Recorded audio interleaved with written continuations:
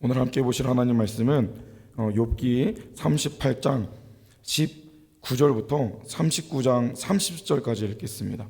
내일 말씀인 39장 30절까지 욥기 38장 19절부터 39장 30절까지 한 절씩 읽겠습니다. 어느 것이 광명이 있는 곳으로 가는 길이냐, 어느 것이 흑암에 있는 곳으로 가는 길이냐. 너는 그의 지경으로 그를 데려갈 수 있느냐? 그의 집으로 가는 길을 알고 있느냐? 내가 아마도 알리라. 내가 그때에 태어났으리니 너의 횟수가 많음이니라. 내가 눈 곳간에 들어갔었느냐? 우박 창고를 보았느냐? 내가 환난 때와 교전과 전쟁의 날을 위하여 이것을 남겨 두었노라. 광명이 어느 길로 뻗치며 동풍이 어느 길로 땅에 흩어지느냐? 누가 홍수를 위하여 물길을 터 주었으며 우레와 번갯길을 내어 주었느냐. 누가 사람 없는 땅에 사람 없는 광야에 비를 내리며 황무하고 황폐한 토지를 흡족하게 하여 연한 풀이 돋아나게 하였느냐. 비에게 아비가 있느냐? 이슬방울은 누가 낳았느냐? 얼음은 누구의 태에서 났느냐. 공중의 소리는 누가 낳았느냐. 물은 돌같이 굳어지고 깊은 바다의 수면은 얼어붙느니라. 내가 묘성을 메어 묶을 수 있으며 삼성의 띠를 풀 수 있겠느냐. 너는 별자리들을 각각 제때에 이끌어낼 수 있으며 북두성을 다른 별들에게로 이끌어갈 수 있겠느냐? 내가 하늘의 궤도를 아느냐. 하늘로 하여금 그 법칙을 땅에 베풀게 하겠느냐. 내가 목소리를 구름에까지 높여 넘치는 물이 내게 덮이게 하겠느냐? 내가 번개를 보내어 가게 하되 번개가 내게 우리가 여기 있나이다 하게 하겠느냐. 가슴 속의 지혜는 누가 준 것이냐? 수탉에게 슬기를 준 자가 누구냐? 누가 지혜로 구름의 수를 세겠느냐. 누가 하늘의 물 주머니를 기울이겠느냐. 티끌이 덩어리를 이루며 흙덩이가 서로 붙게 하겠느냐? 내가 사자를 위하여 먹이를 사냥하겠느냐. 젊은 사자의 식욕을 채우겠느냐. 그것들이 굴에 엎드리며 숲에 앉아 숨어 기다리느니라. 까마귀 새끼가 하나님을 향하여 부르짖으며 먹을 것이 없어서 허우적거릴 때에 그것을 위하여 먹이를 마련하는 이가 누구냐.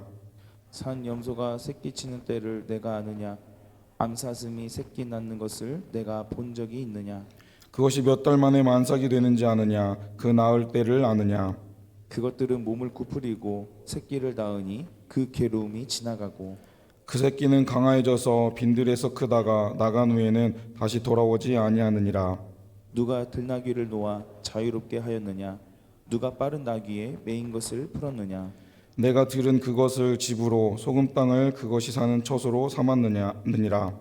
들나귀는 성읍에서 짓거리는 소리를 비웃나니 나귀 치는 사람이 지르는 소리는 그것에게 들리지 아니하며 조장 언덕으로 두루 다니며 여러 가지 푸른 풀을 찾느니라.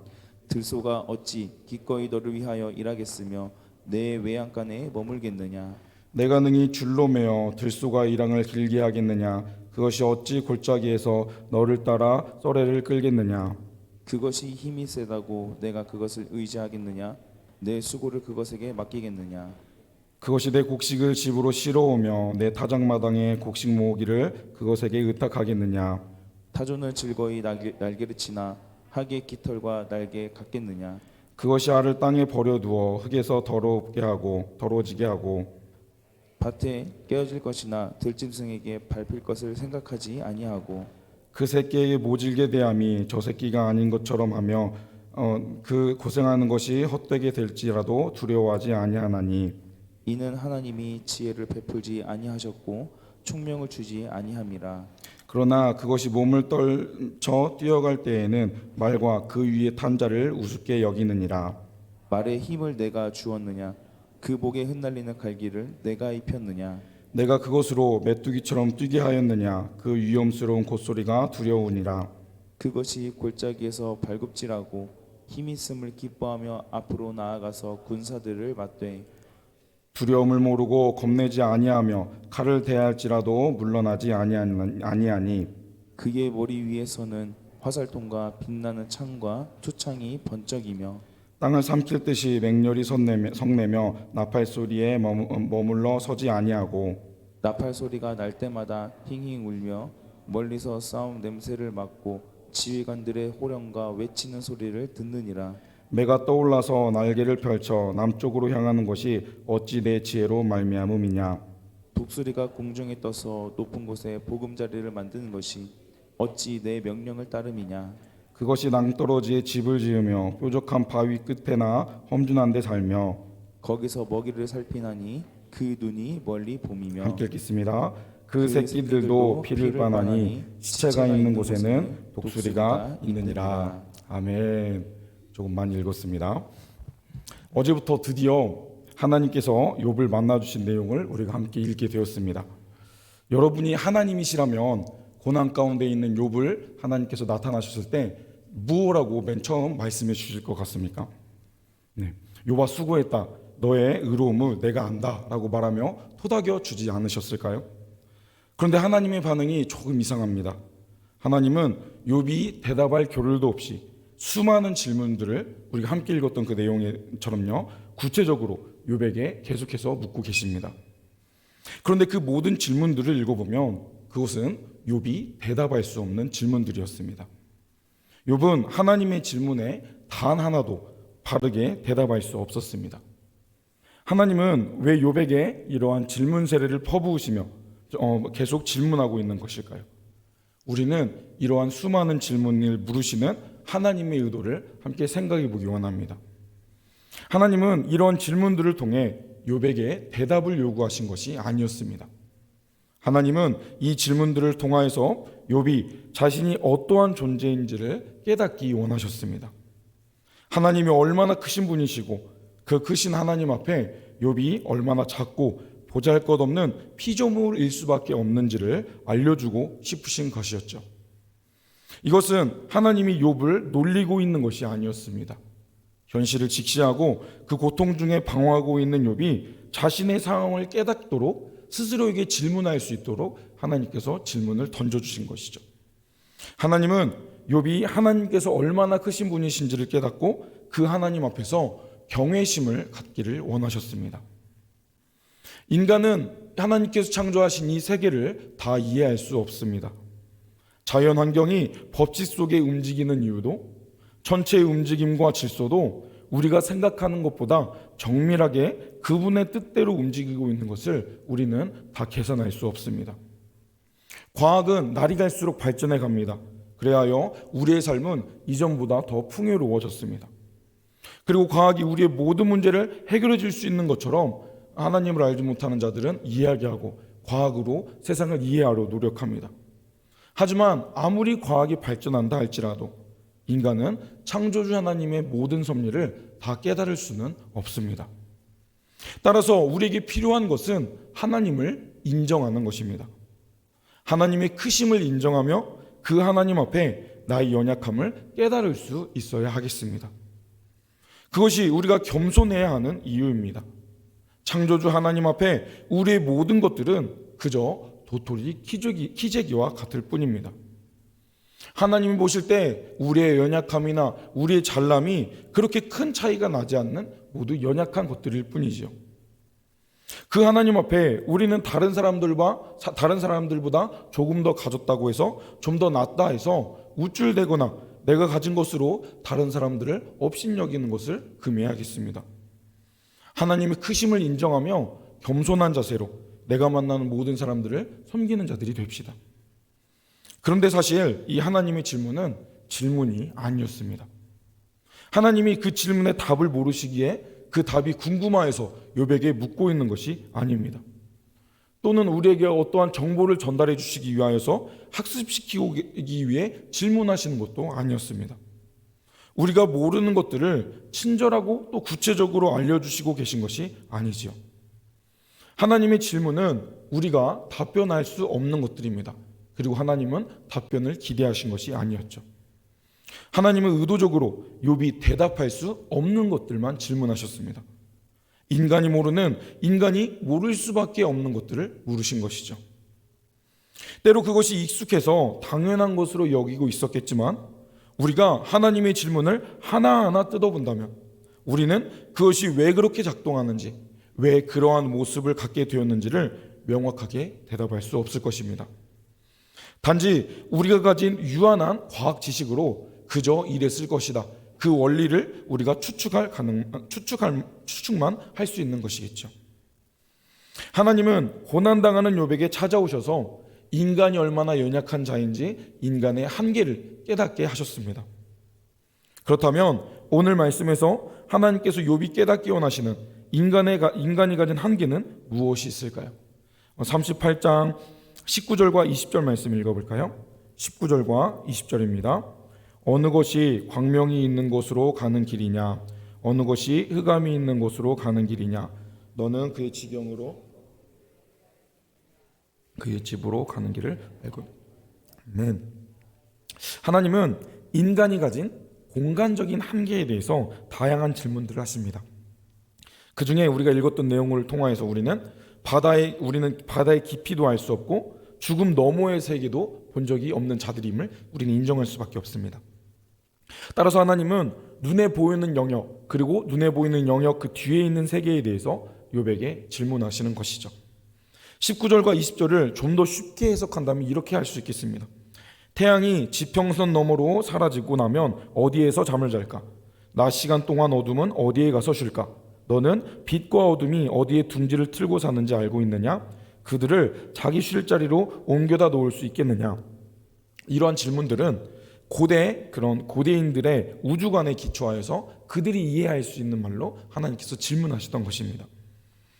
이 땅에 발을 딛고 살아가는 인간들은 지평선 아래의 세계를 가볼 수도 없고 또 볼 수조차 없습니다.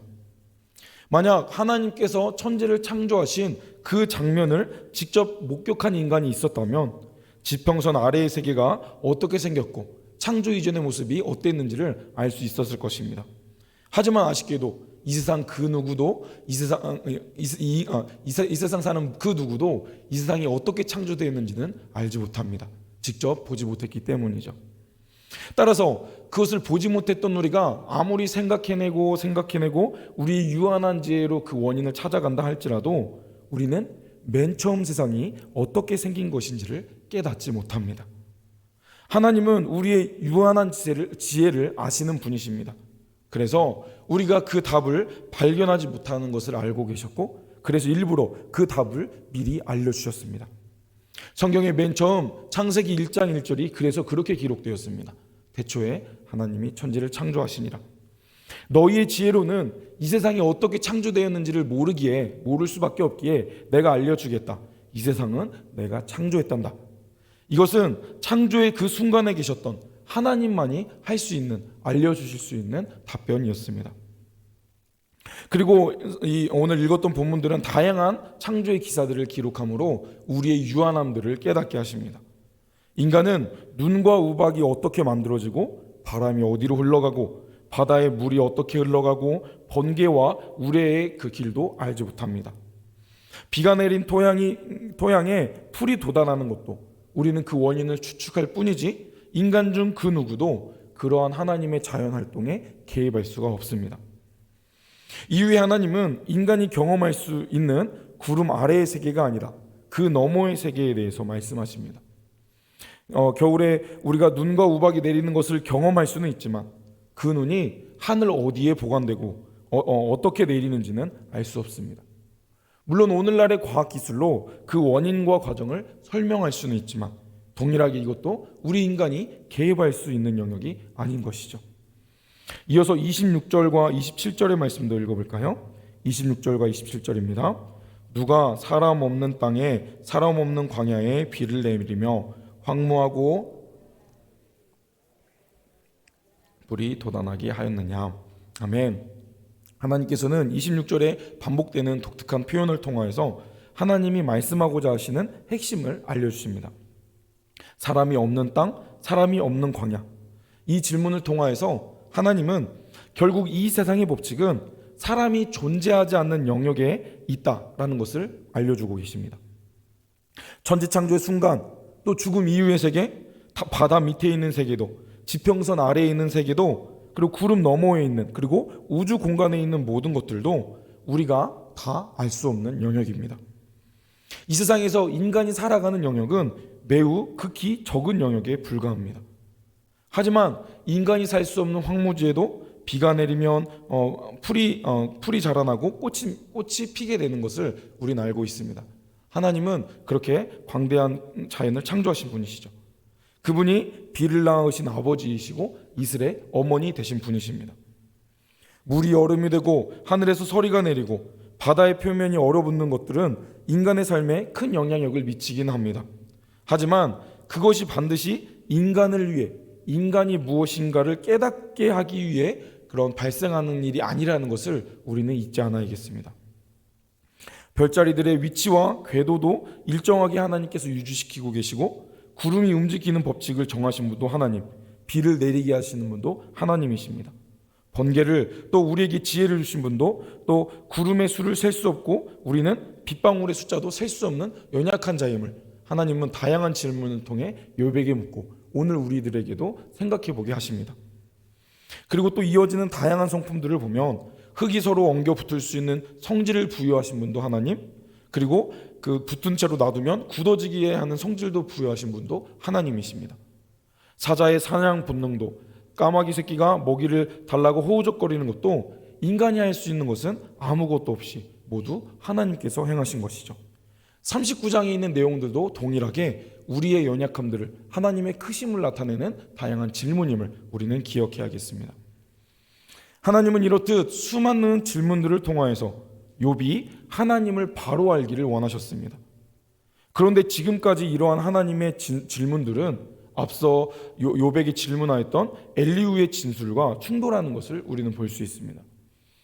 엘리후는 36장에서 이러한 기상현상이 사람들에게 음식을 주기 위함이다 라고 이야기합니다. 그리고 37장에서는 모든 사람들이 창조주를 깨닫게 하기 위해 이러한 자연현상이 있는 것이다 라고 자연현상을 해석한 것이죠. 그리고 이것은 인간에게 벌을 주시기 위해, 또는 인간이 불쌍해서 버려지는 일임을 엘리후는 욥에게 이야기했었죠. 하지만 이것은 인간 중심적인 편협적인 주장임을 우리는 기억해야 합니다. 기상현상과 천재지변은 어떠한 한 사람의 그런 죄악에 대한 원인과 결과로는 판단할 수 없는 것이죠. 그것은 우리가 그렇게 해석하는 것뿐이지 실제로 천재지변과 인간의 죄와는 관계가 없습니다. 풀이 자라고 꽃이 피는 이유는 인간이 창조주 하나님을 찬양하기 위한 목적만을 가진 것이 아닙니다. 물론 우리가 이 자연을 보면서 하나님의 위대하심을 찬양하는 것은 매우 멋진 일입니다. 그리고 때로 하나님은 그러한 것들을 우리가 바라봄으로 어떠한 깨달음을 깨닫게 하시는 분이시기도 합니다. 하지만 우리가 곰곰이 생각해 본다면 우리는 하나님이 이 세상을 창조하신 이유가 사람을 위해서만이 아님을 우리는 잊지 말아야 합니다. 때로 우리가 알지 못하는 곳에서도 푸른 자라고 꽃이 피고 있기 때문이죠. 따라서 하나님은 욥이 고난의 문제에 집중하여서 잘못 판단하고 있는 것들을 환기시키고 싶어 하시는 것으로 보입니다. 욥이 모든 문제를 인간 중심적으로 해석했기 때문에 자신의 고난을 자연환경과 비교하고 너무도 큰 것으로 여기고 있었던 것을 하나님은 말씀하고 있습니다. 하나님은 그 점을 바로잡아주고 계십니다. 물론 자연환경과 내 앞에 벌어지는 수많은 그런 문제를 원인과 결과로 해석하는 것은 신앙의 유익은 있겠습니다만, 실제로 하나님은 그런 것들로 우리에게 또 경고하시고 우리의 삶을 이끌어 가시기도 하시겠지만, 그것은 해석에 의한 것이지 실제로 우리가 그 문제에서 한 발 떨어져 생각하게 된다면 내 어려움과 내 눈앞에 있는 환경은 그런 상황과 환경은 직접적인 영향이 없다는 것을 우리는 깨달을 수 있습니다. 하나님은 욥의 눈이 고난에 머물지 않고 더 큰 것을 보게 하시기 위하여서 이 수많은 질문들을 하신 것입니다. 이러한 질문들을 통하여서 우리도 우리의 삶을 돌아봐야겠습니다. 어제 금요 기도회에서 목사님께서 말씀하신 내용이 생각이 납니다. 우리가 고난 중에 있다면 그 고난을 객관화할 수 있을 때 고난을 이겨낼 수 있는 힘을 얻을 수가 있습니다. 고난 안에 있는 나는 그 고난의 큰 것들만 보고 좌절에 빠져 있겠지만, 마치 내가 다른 사람들에게 조언하는 것처럼 내가 그 고난에서 한 발짝 떨어져서 객관적으로 그것을 바라볼 수 있게 된다면 그 고난이 내가 지금 생각하는 것보다 그리 크지 않음을 우리는 깨달을 수 있을 것입니다. 작은 탁구공도 눈앞에 바로 가져다 댄다면 내 모든 시야를 가릴 정도로 커 보입니다. 하지만 한 발짝 떨어져서 저 멀리서 통통통 굴러가는 이 탁구공을 본다면 그것이 너무 작다는 것을 깨달을 수 있는 것이죠. 혹시 고난 중에 계시다면 그 어려움을 객관화하여 생각해 보시길 바랍니다. 그럴 때 우리는 그 어려움을 이겨낼 수 있는 힘과 지혜를 얻을 수 있을 것입니다. 하지만 모든 어려움 앞에 우리가 기억해야 할 것이 있습니다. 우리의 그 어떤 문제도 하나님보다 클 수 없다라는 사실이죠. 하나님은 또 우리가 살아가는 이 환경과 이 모든 것들을 창조하신 분이시기에 그 어떤 피조물보다 크고 강하신 분이십니다. 이 피조세계를 창조하셨기 때문에 당연히 이 세상보다 큰 분이시고 피조세계 밖에 계신 분이십니다. 피조세계 안에 있는 우리는 하나님이 어떠한 분이신지 추측할 수밖에 없고 하나님이 어떠한 분이신지 명확히 알 수 없습니다. 하지만 하나님은 우리를 사랑하셔서 말도 안 되는 일을 행하여 주셨습니다. 미련해 보일 만큼 크고 완전하시고 피조물 밖에 계신 창조주 하나님께서 우리가 망가뜨린 그분과의 관계를 회복시키기 원하셔서 직접 다시 우리와 교제하고 싶으셔서 직접 인간이 되어 피조세계 안에 들어와 주셨습니다. 연약한 인간의 몸을 입고 인간이 되어 이 땅에 와 주셨고 우리의 모든 죄를 해결해 주셨습니다. 하나님 보내신 유일한 구원의 길이신 그 예수 그리스도께서 우리의 모든 죄를 해결하시고 부활하셨기에 우리가 그분을 통해 다시 하나님 앞에 설 수 있게 된 것입니다. 우리는 요백이 질문하시는 그 하나님의 질문의 의도를 잘 기억해야 합니다. 우리는 하나님의 크심을 인정하며 하나님을 경외하는 자들이 되어야 하는 것이죠. 그리고 겸손한 자세로 내가 만나는 자들을 섬길 수 있는 그런 복된 자들이 되어야 되겠습니다. 이제 성탄절이 열흘 남았습니다. 마트나 백화점은 크리스마스라고 캐롤도 울리고 한껏 트리도 켜고 만들어서 분위기도 내는데 혹 우리의 마음 가운데 성탄절을 기다리지 않는 그런 조용한 모습을 가지고 있는 것은 아닌지 우리의 삶을 돌아봅시다. 그저 성탄절이 매년 맞이하는 그냥 어린이들의 재롱잔치를 보는 그냥 그런 교회 절기로만 여기고 있다면 우리의 삶을 돌아봅시다. 세상 사람들은 상술에 의하여서 뭐 하나도 더 팔아보기 위하여서 성탄절 분위기를 내지만 우리에게는 성탄절이 그 이상의 의미가 있음을 잊지 말아야 되겠습니다. 우리를 위해 이 땅에 오신 창조주 하나님이신 그 예수님을 그분의 놀라운 사랑에 감사하며 그런 연약한 우리를 위해 위로하러 오신 그 예수님을 기념하며 감사하는 시간이 되어야 되겠습니다. 우리가 남은 시간들도 하나님의 크신 은혜를 소망하며 우리에게 오신 예수님을 바라보며 하나님께 감사할 수 있는 시간이 되길 원합니다. 오늘 하루도 하나님의 충만한 복과 은혜를 누리실 수 있는 저 여러분이 되시길 주님의 이름으로 축복합니다. 기도하겠습니다. 사랑의 주님, 오늘 말씀을 통하여서 요백이 찾아와서 수많은 질문들을 통하여서 하나님이 얼마나 위대한 분이신지를 깨닫게 하시는 그 하나님의 그런 물음을 함께 생각해 보게 하신 감사합니다. 욥이 자신의 고난에 너무 깊이 매여 있어서 힘들어하고 있는 것을 하나님은 질문을 통하여서 그의 눈을 열기 원하셨던 그 하나님의 계획하심을 기억하면서 우리 또한 하나님의 크심을 깨닫고 그 하나님 앞에 겸손한 자세로 나아갈 수 있는 복된 그리스도인들이 될 수 있도록 주님 함께하여 주옵소서. 우리가 하나님의 그 사랑을 더 깊이 깨달아 알아가는 자들이 되기 원합니다. 창조주이신 그 하나님께서 우리를 구원하기 위해 놀라운 구원 사역을 이루어 가셨음을 우리가 이 성탄절을 맞이하면서 성탄절을 기다리면서 그것을 더 감사하며 그 뜻들을 생각하는 시간들이 되기 원합니다.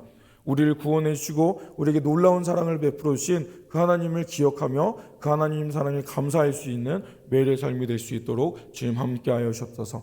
그리하여 우리가 더 주님께 나아가고 더 주님께 감사하며 주님께 영광 올려드리는 복된 삶의 예배자가 될 수 있도록 우리의 모든 삶 가운데 주님 동행하시고 주님 역사하여 주옵소서.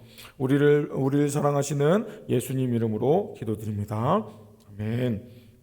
들었던 말씀 생각하시면서 기도하기 원합니다. 우리가 하나님의 위대하심을 높여드리며 하나님을 경외하는 자들이 되게 해달라고 기도합시다. 그리고 우리가 겸손히 우리가 만나는 사람들을 섬기는 자들이 되게 해달라고 기도합시다.